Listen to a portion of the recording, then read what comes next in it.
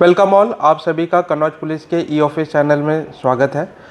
आज हम देखेंगे एक ऑफिसर के पर्सपेक्टिव से जब ई ऑफिस में एक फ़ाइल रिसीव होती है तो उसको किस प्रकार से हैंडल किया जाता है।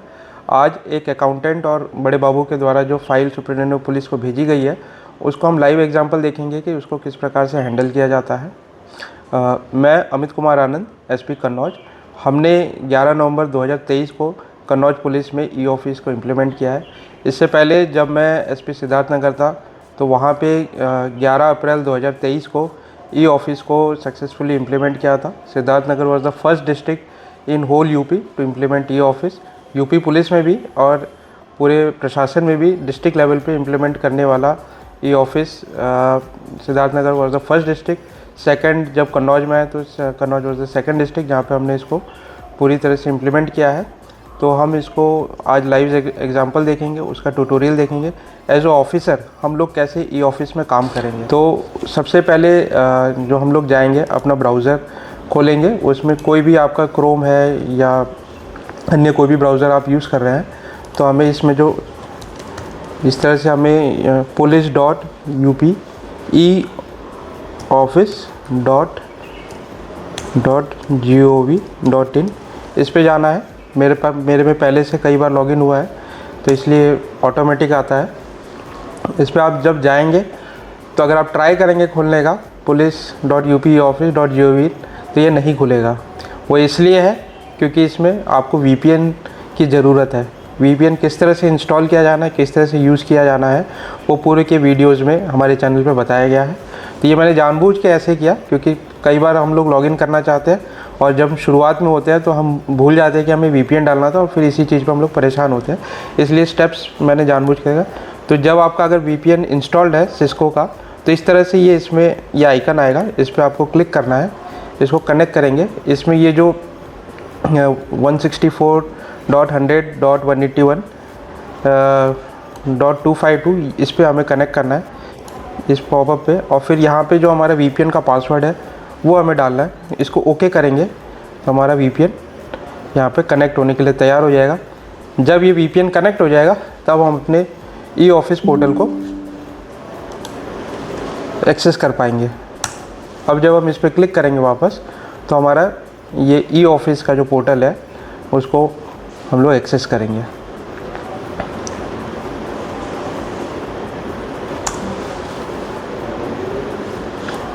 तो इस तरह से पोर्टल खुल जाएगा। इसमें आपका परिचय का लॉगिन आईडी पहले से होगा। ये जो हमारी .nic की ईमेल आईडी, उसमें जो पासवर्ड है इसमें से पहले से सेव कर रखा है, इसलिए इसमें डिस्प्ले हो रहा है। इसमें हम लोग इस पर क्लिक करेंगे, कंसेंट टू परिचय, नेक्स्ट करेंगे तो हमें OTP आएगा। OTP आपका जो मोबाइल नंबर रजिस्टर्ड है NIC मेल से उस पर ये OTP प्राप्त होगा। तो उस OTP को हमें यहाँ पे भर देना है और इसको नेक्स्ट करना है। इसके बाद हमारा ये पोर्टल इस प्रकार से खुल जाएगा। यहाँ पे आप देखेंगे जैसे इसमें विभिन्न प्रकार के ऑप्शंस हैं। यहाँ पे होम, कैलेंडर, ई-फाइल, KMS, मेल, बहुत सारे ऑप्शंस हैं। ऊपर आप स्टेटस सेट कर सकते हैं कि बिज़ी है, मीटिंग में, टी ब्रेक, लंच ब्रेक, और इसी के माध्यम से अन्य काम भी किए जा सकते हैं। बट जो हमारे इस समय जो काम की चीज़ है वो ई-फाइल है। हम लोग ई-फाइल में जाएंगे तो इस प्रकार से ये विंडो खुल जाएगी। इसमें आप 3 मेजर हेड्स देखेंगे, रिसिप्ट, फाइल और इशू। तो अभी हम इस वाले हेड पे काम करेंगे, फाइल वाले पे। तो इसमें ये जिस तरह से मेल खुलता है उसी प्रकार से है। आप अपने फाइल में जाएंगे, इनबॉक्स है ये। तो इनबॉक्स में इतनी सारी फाइल्स मेरे पास हैं। इस समय 23 फाइल्स है तो मेरे पास, जिस पे मुझे वर्क करना है। इसमें क्रिएट भी कर सकते हैं, सेंड भी कर सकते हैं और इसमें सर्च का भी ऑप्शन है। तो अभी एज ए ऑफिसर हमारा ज़्यादातर काम क्रिएट करने का नहीं होता, वो आपके अधीनस्थ बना के आपको फ़ाइल भेजते हैं। हम लोग को उस पर जो भी आदेश निर्देश करने होते हैं वो हम करते हैं। तो इसमें कुछ फाइल्स मैंने सिलेक्ट कर रखे हैं जिन पे हम लोग काम करेंगे, जिसमें एक ये फाइल है। किसी फाइल पे हमने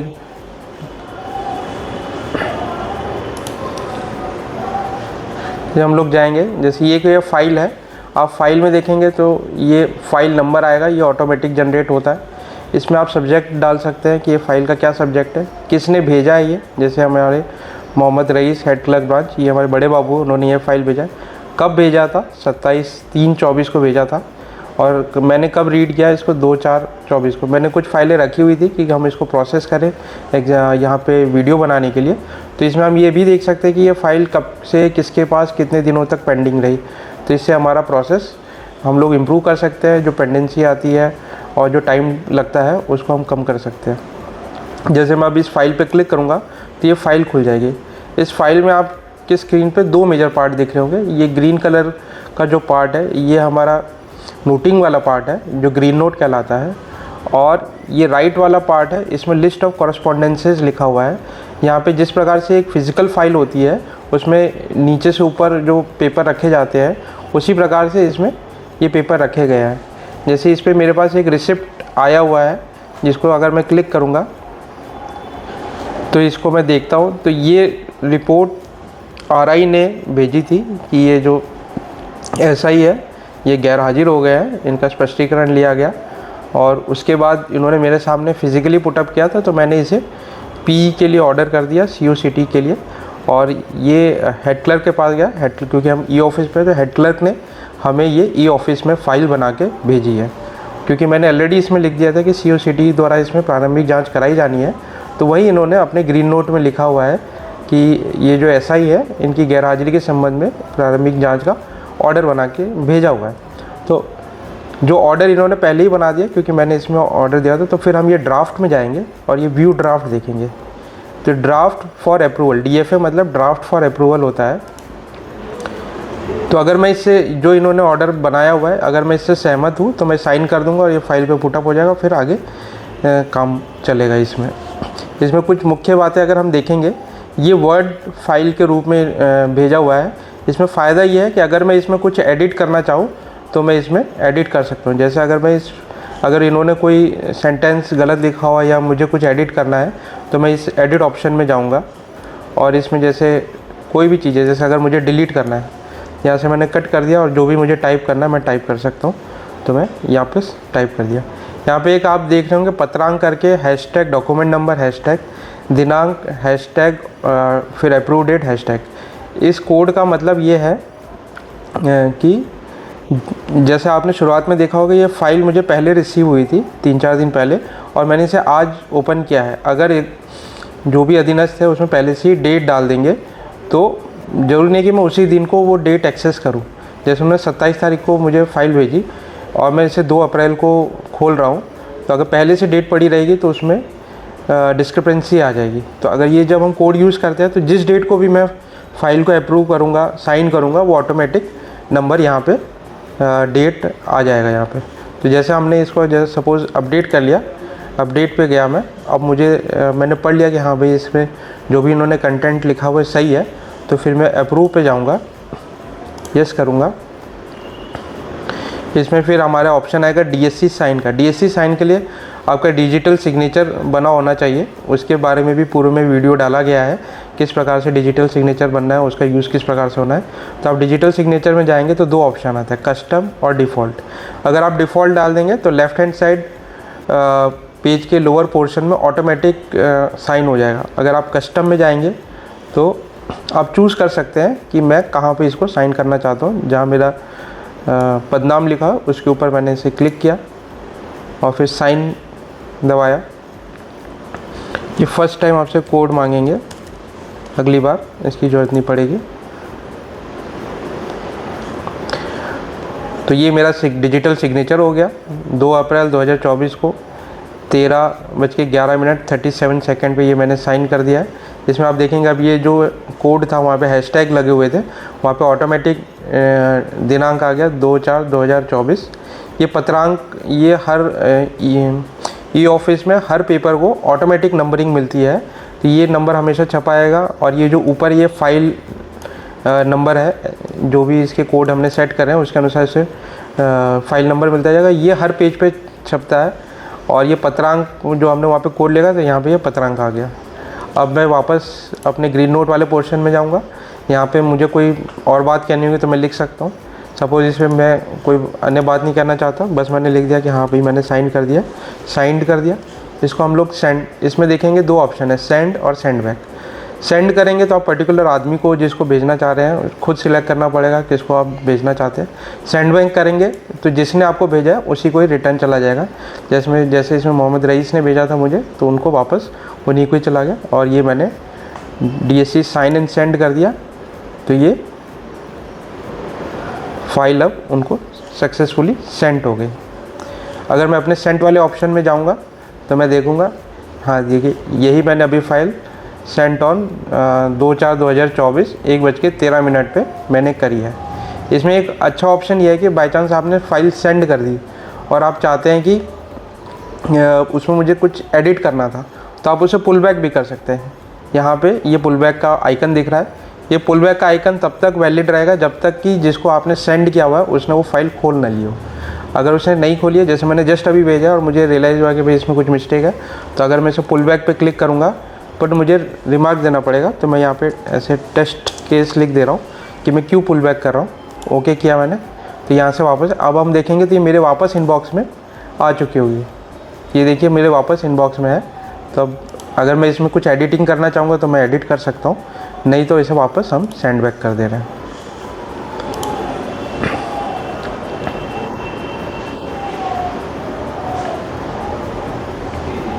ये एक सिंपल फाइल थी प्रोसेस करने के लिए। एक और एग्जांपल लेते हैं जिसमें थोड़ा हमें और काम करना पड़ेगा, जिससे कि हमें थोड़ा बेहतर आइडिया मिलेगा कि हम लोग कैसे इसमें काम कर रहे हैं। जैसे कि ये फ़ाइल हम लोग लेते हैं, एक ये मेडिकल की फ़ाइल है, ये पहले से चल रही है इसलिए मैं दिखा रहा हूँ। इसमें मेरे अधीनस्थ ने कुछ गलतियाँ भी करी हैं, तो उस गलतियों को हम कैसे सुधरवाएंगे वो भी हम देखेंगे। जैसे कि सबसे पहले ये रिसिप्ट आया होगा हमारे पास, तो हम इसको रिसिप्ट साइड में पढ़ते हैं। ये SP कन्नौज को लेटर लिखा गया था और ये हमें विशेष कार्याधिकारी कल्याण यहाँ से आया है, पुलिस अधीक्षक मुख्यालय उत्तर प्रदेश की तरफ से, कि जो हमने पूर्व में चिकित्सा प्रतिपूर्ति के लिए जो भेजा होगा प्रपत्र उसमें कुछ कमियाँ थी, तो वही आया। इन्होंने लिखा नोट में, इन्होंने ये रिसिप्ट में लगाया और साथ में मुझे भेजा, महोदय आरक्षी अंजार पज्जन जो उपचार के लिए जो भेजा गया था उसे वापस कर दिया गया है मुख्यालय से कुछ कमियों के कारण। तो जब उन्होंने ये मुझे फ़ाइल भेजी और उसमें मैंने इसको कुछ साथ में मैंने लिखा है साइन, बट आप देखें, और फिर मैंने साइन तो कर दिया जो भी इन्होंने मुझे भेजा था, बट मैंने लिखा कि ग्रीन नोट सही नहीं है, क्योंकि ग्रीन नोट में हमें संक्षिप्त में पता चल जाना चाहिए कि ये मैटर क्या है। अब ये जो इन्होंने ग्रीन नोट लिखा इतना संक्षिप्त है कि उसमें पूरी बात क्या है वो नहीं निकल के आ पा रही। मुझे एक एक प्रपत्र को खोल के देखना पड़ रहा है कि उसमें क्या है। फिर मैंने इनको बताया अगली बार से बेहतर करें, तो मैंने ये फ़ाइल वापस रिटर्न कर दी, सेंड बैक किया तो रजनीश राजपूत को ही गई। फिर रजनीश राजपूत ने शमशाद हुसैन को भेजी है, तो कैसे फ़ाइल मूवमेंट हो रहा है वो सबको दिखता रहता है इसमें, और कब कब फ़ाइल मूव हुई है ये भी इसमें दिखता है। बट इन्होंने ये देखिए इसमें त्रुटि है कि इन्होंने जो आगे भेजी उसमें क्या हुआ कुछ भी नहीं लिखा है। तो ये नोट ब्लैंक नोट्स में आप क्या करना चाह रहे हैं सामने वाले को पता नहीं चलता, तो ये एक इसमें कमी है। और फिर जो मैंने इसमें लिखा था कि भी क्या कमियां थी जिनको हमने पूरा कर लिया, तो अब इन्होंने ग्रीन नोट प्रॉपर अच्छा से बना के भेजा है कि जो आरक्षी अंजार पज्जन थे उनकी चिकित्सा प्रतिपूर्ति का जो दावा भेजा गया था उसमें 3 कमियां थी कि हेल्थ कार्ड की प्रति संलग्न करनी थी वो कर दी गई है, और दूसरा पॉइंट था कि भाई कार्यालय को सूचित किया जाना था। वो जितने 3 पॉइंट्स हैं उन्होंने उसको पूरा कर लिया। अब इन्होंने मुझे भेजा है, तब मैं इससे संतुष्ट हूँ कि हाँ भाई मुझे बेहतर समझ में आ रहा है। अब इन्होंने मुझे साइन करने के लिए भेजा है, तो मैं व्यू ड्राफ्ट में जाऊँगा। तो व्यू ड्राफ्ट में जाऊँगा तो मैंने देखा कि एक ड्राफ्ट आया हुआ है DFA 15099 प्लस। इससे मैं एक और चीज़ देख रहा हूँ कि मैंने एक और DFA साइन कर रखा है जो 4 मार्च 2024 को किया है, और वो अभी भी हमारे DFA में दिख रहा है। इसमें मैं ये भी हमारे जो अधीनस्थ थे उन्होंने एक गलती करी है कि अगर मैं कोई DFA साइन कर देता हूँ तो उसे डिस्पैच करना है। मैं अभी दिखाऊंगा कि वो डिस्पैच वाली क्या त्रुटि हो रही है इसमें। ये देखिए एक नोटिफिकेशन आया हमारे पास, you have received a file from. अगर कोई फ़ाइल आती है तो तुरंत हमें नोटिफिकेशन भी आ जाता है। ये अकाउंटेंट की तरफ से हमें एक फ़ाइल है ये, तो इसको भी हम देखेंगे। तो अभी पहले ये जो DFA आया है मैं इसको देख लेता हूँ। ये देखिए ये DFA सेम चीज़ है, हमने देख लिया, इन्होंने करके भेजा है, मैंने इसको पढ़ा तो मैं इससे अब संतुष्ट हूँ कि हाँ भैया इस लेटर को अब आगे भेजा जा सकता है। इसमें वो पत्रांक दिनांक जो हमने पहले हैशटैग वाला सिस्टम देखा था इसमें हमने किया, इसको मैं अब अप्रूव करता हूँ, यस। और इस पर हम अपना डिजिटल सिग्नेचर लगाते हैं।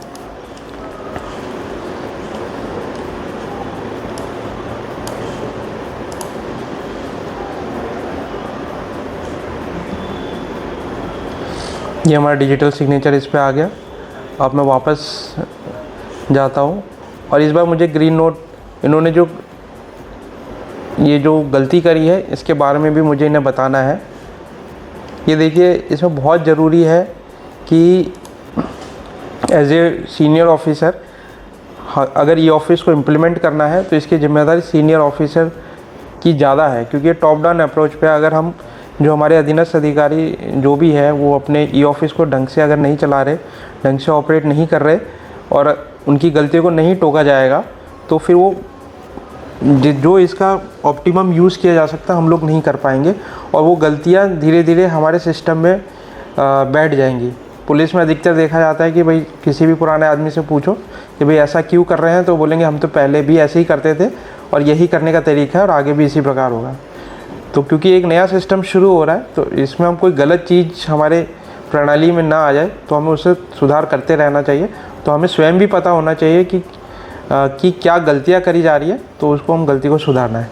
अब जैसे मुझे इसके बारे में अब इनको लिखना है कि आपने ये जो DFA 14077 जो था ये मैंने 4 मार्च 2024 को साइन किया था, बट आपने उसको डिस्पैच नहीं किया। अगर ये डिस्पैच कर देते, डिस्पैच मतलब जैसे अब कोई फ़िज़िकल फ़ाइल होती है तो उसमें कोई लेटर साइन होता है तो हम उसको फ़िज़िकली सेंड करते हैं। तो ई ऑफिस में भी अगर कोई हमने लेटर साइन कर दिया है तो उसको इलेक्ट्रॉनिकली डिस्पैच करना है। तो इलेक्ट्रॉनिकली डिस्पैच करने के यहाँ पे 2 ऑप्शन है कि या तो आप उन्हें मेल से भेजेंगे अगर उनके हमारे पास ईमेल आईडी है, और सपोज़ सामने वाले के पास ईमेल आईडी नहीं है तब भी हम अपने सिस्टम से डिस्पैच करेंगे, बट उसका प्रिंट आउट निकाल के फिर फिज़िकली हम आगे भेज देंगे। बट सिस्टम के अंदर डिस्पैच होना ज़रूरी है। अगर ये DFA 14077 जैसे अगर हम इसको खोल के देखें ये क्या था, तो ये मैंने जो उस समय आपत्ति लग के आई थी वही मैंने ये जो आरक्षी है अंजार पज्जन को लगा था कि भाई ये चीज़ें आपकी कमी है, इसको पूरा करना है। तो उन्होंने वो सारे प्रपत्र उपलब्ध कराए होंगे, फिर वो कमियाँ पूरी हो गई, फिर उन कमियों को पूरी करके फ़ाइल मेरे पास वापस पुटअप हुई। तो पर ये सिस्टम में डिस्पैच नहीं दिखा रहा। तो अब इसी को हम बताएंगे अपने रजनीश राजपूत जिन्होंने हमें ये फ़ाइल भेजी कि आपकी तरफ से कमी हुई है। अब जैसे मैं इसे हिंदी में लिखना चाहता हूँ, ना तो मुझे मंगल आती है ना तो कृति देव आती है, तो इसके बावजूद मैं किस प्रकार से हिंदी लिखूँगा वो भी मैं आपको ऑप्शन बता रहा हूँ। हम एक नया टैब खोलते हैं, इसमें हम लोग गूगल सर्च करेंगे। गूगल देखिए ऑलरेडी आ गया, गूगल ट्रांसलेशन। इस पर हम जाएंगे, ये पहला लिंक जो आएगा try Google input tools online, इस पर हम लोग क्लिक करेंगे तो इसके माध्यम से हम हिंदी में लिख सकते हैं।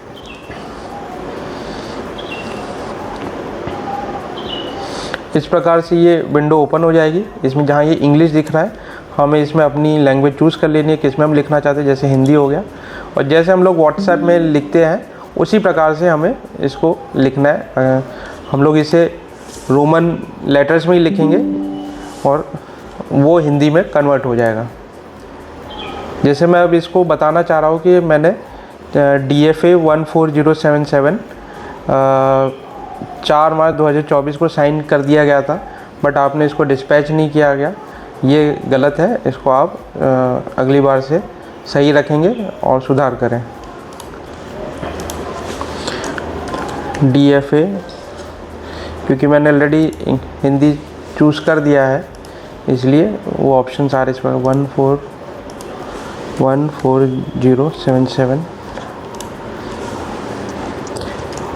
जैसे मैं दिनांक लिखना है तो जैसे दिनांक लिखते हैं दिनांक आ गया, और इसको इंग्लिश कर लेते हैं ताकि हमें लिखने में आसानी हो, बार बार हमें चेंज ना पड़े। दिनांक 4 मार्च, फिर इसको हम हिंदी कर लेते हैं। हो हस्ताक्षर, आप देख रहे होंगे मैंने इंग्लिश में लिख रहा हूँ हस्ताक्षर और नीचे ऑप्शन आ जा रहे हैं। तो अगर मैं एंटर दबाऊंगा तो पहला इसमें अपने आप ही आ जाएगा, अदरवाइज जो 1 2 3 4 5 6 है तो आपके कीबोर्ड पे जो नंबर्स है उसको क्लिक करेंगे। अगर 2 वाला करूँगा तो 2 वाला ऑप्शन चूज हो जाएगा, 3 क्लिक करूँगा 3। तो अब जैसे इसमें फर्स्ट वाला ही सही आ रहा है, तो जिस पर मैंने क्लिक किया हस्ताक्षर आ गया। DFA 140 दिनांक 4/3 हस्ताक्षर किया गया था, किंतु आपके द्वारा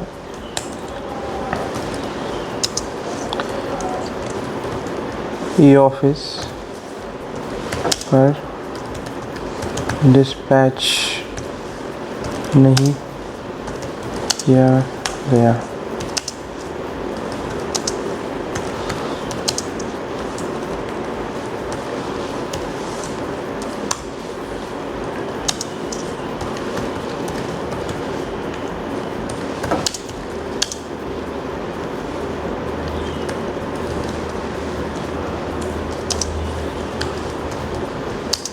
गलती का सुधार, अब जैसे सुधार करें,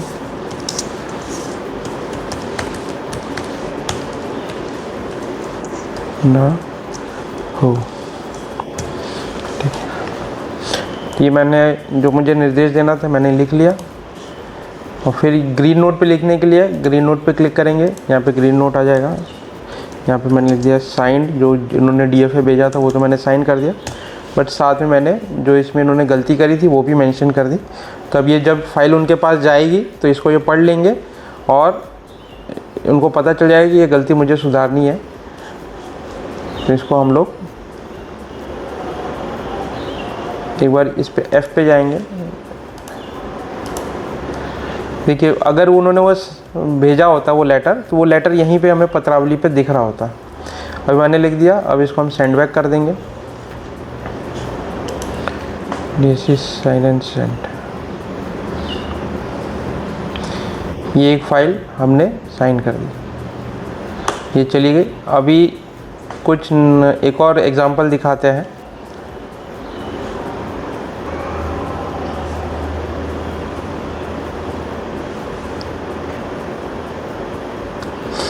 ये फाइल हमारे अकाउंटेंट ने भेजी है।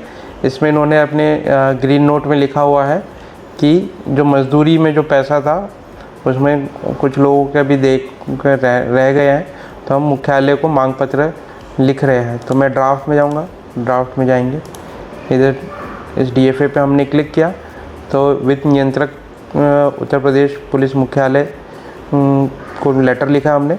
इसमें आप देखेंगे ये एक डिफरेंट एग्जांपल है जो हमने पहले देखा था, वो वर्ड फाइल थी। इसमें आप देखेंगे ये एक PDF फाइल बना के भेजी है। PDF फाइल में अंतर ये है कि इसमें जो आपने देखा होगा वहाँ पे डेट हम लोग कोड के माध्यम से सेट कर सकते थे, PDF में कोई चेंजिंग नहीं हो सकती। ये जनरली PDF हम तब भेजते हैं कि जब हम फॉर्मेट को चेंज नहीं करना चाहते, हम नहीं चाहते जिस फॉर्मेट में उसी फॉर्मेट में रहे, और इसमें हम कोई एडिटिंग नहीं कर सकते। अगर इस लेटर के अंदर कोई गलती है तो मुझे रिटर्न ही करना पड़ेगा, और ग्रीन नोट में मैं लिखूंगा कि भाई ये गलतियाँ थी, और अगर वर्ड फाइल में होती है तो मैं स्वयं भी उसे एडिट कर सकता हूँ।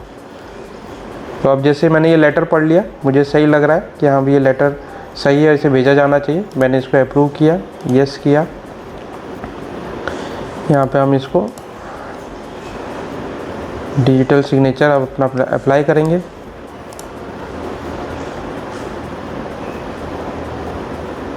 और डिजिटल सिग्नेचर हो गया। अब इसको हम यहाँ पे जाते हैं ग्रीन नोट की तरफ, यहाँ पे हमने लिख दिया साइंड, और इसको हम सेंड बैक कर देंगे।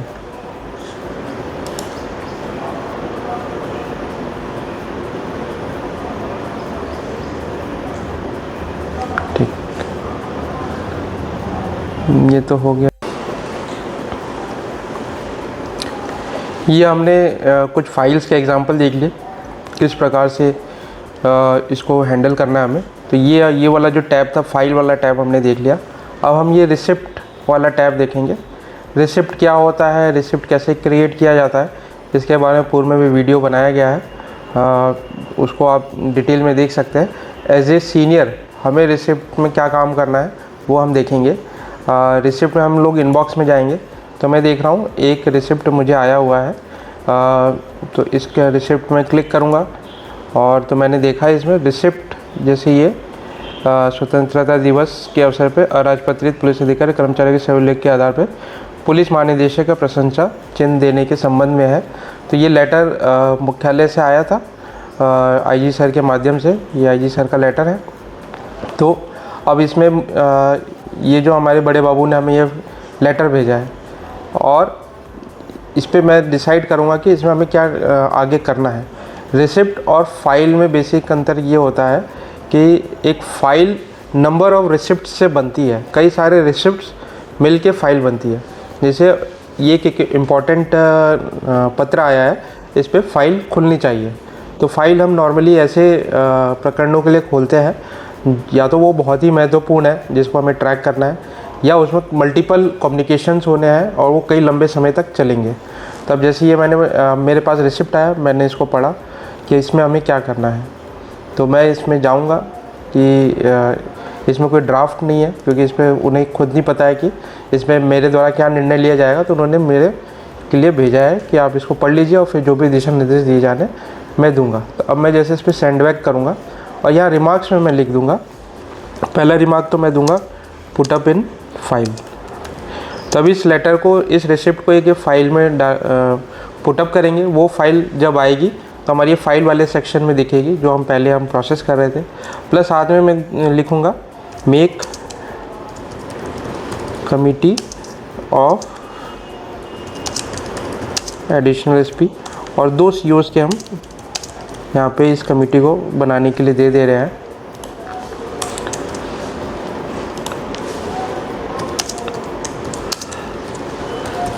तो ये मैंने निर्देश के साथ इनको ये रिसिप्ट में सेंड बैक कर दूंगा। तो ये रिसिप्ट इनके पास चला गया। अब ये जब मेरे पास नेक्स्ट टाइम फाइल पुटअप होगी तो जो ग्रीन वाला पार्ट था वहाँ पे अपना नोटिंग करेंगे, और राइट वाले पार्ट में ये रिसिप्ट आएगा। और जो मैंने निर्देश दे दिया कि भाई इसमें कमेटी गठित कर दीजिए, तो वो मेरे हस्ताक्षर के लिए DFA में डाल के भेजेंगे, जिसे फिर मैं साइन करूँगा।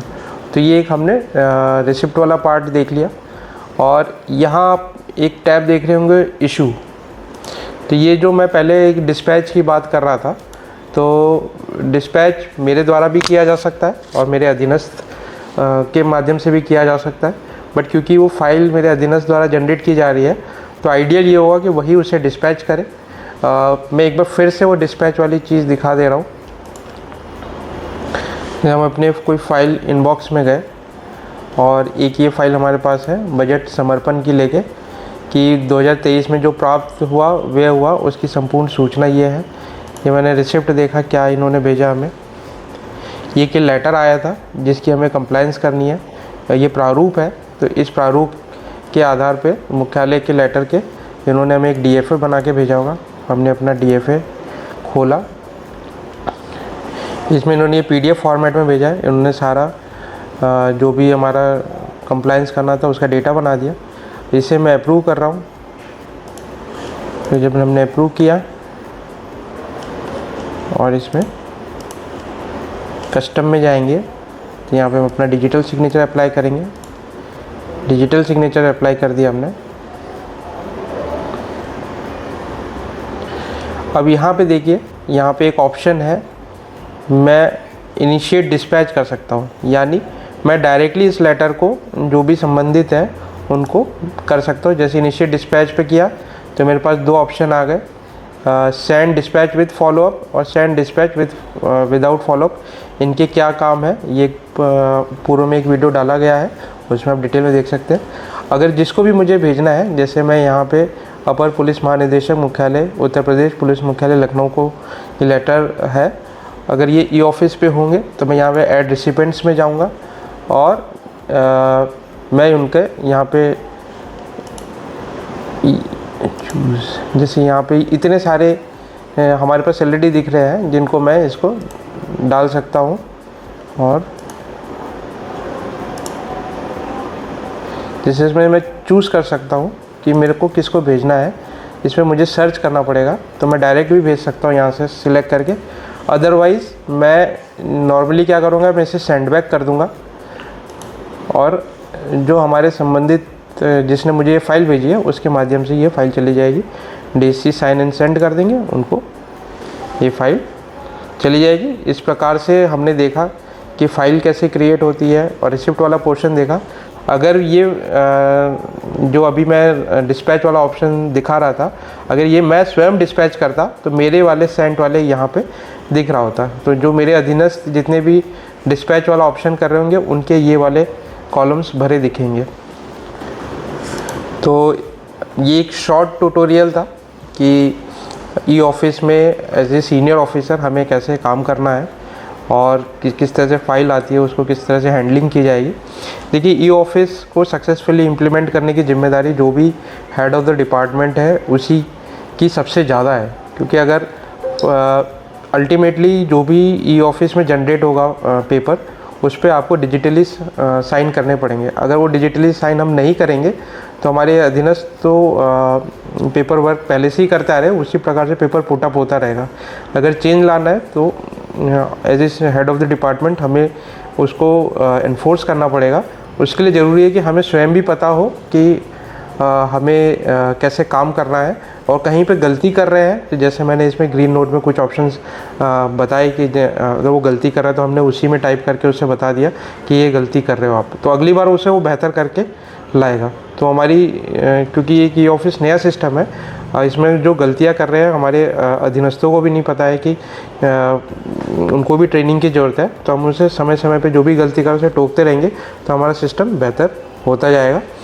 और आप सभी का जो ई ऑफिस चैनल हमारा कन्नौज पुलिस का है, इस पर अन्य वीडियोस भी हैं जिसके माध्यम से ट्रेनिंग दी जा सकती है अपने अपने जनपद में जो भी ई ऑफिस इम्प्लीमेंट कर रहे हैं। और मैं आप सबका धन्यवाद देता हूं, आपने इतने लंबे समय तक इस वीडियो को देखा, और मैं आशा करता हूं कि आप सभी भी अपने जनपदों में ई ऑफिस को सक्सेसफुली इम्प्लीमेंट करेंगे।